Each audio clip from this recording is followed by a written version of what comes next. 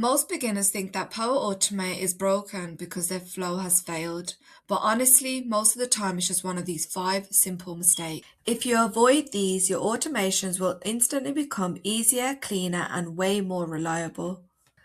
So in this video, I'm going to show you 5 biggest Power Automate mistakes beginners make and how to fix them. Mistake number 1, choosing the wrong flow type. One thing that confuses almost everyone when they first open Power Automate is this screen right here. Because there are multiple flow types, and if you choose the wrong one, your automation won't behave the way you expected it to. So the automated cloud flow, this one, it runs automatically when something happens. So let's say a new email arrives, a file is uploaded, a form is submitted. Instant cloud flow. So this only runs when you trigger it manually. So if you expect this to run automatically in the background, it won't. A scheduled cloud flow. Now this runs at a certain time. It could be every morning, every hour, every Fridays. It's perfect for reminders and reports.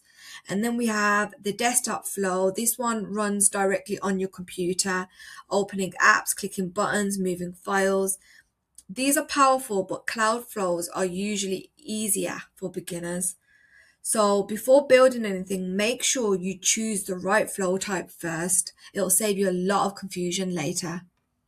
Mistake number 2, making flows too complicated. Another really common mistake is making flows way more complicated than they need to be.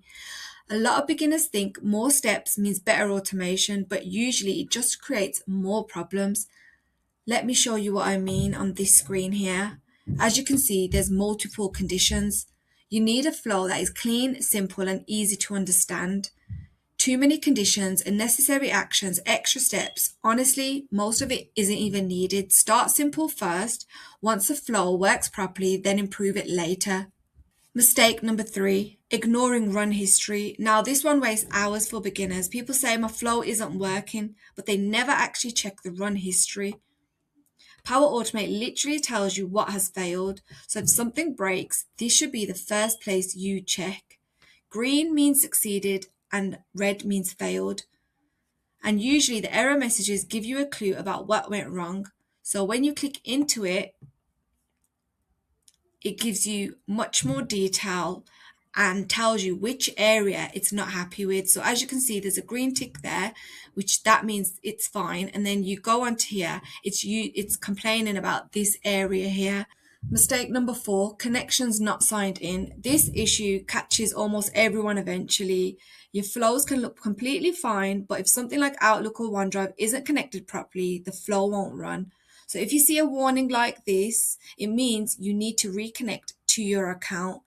The fix is simple. Just reconnect the account and now the flow works properly again.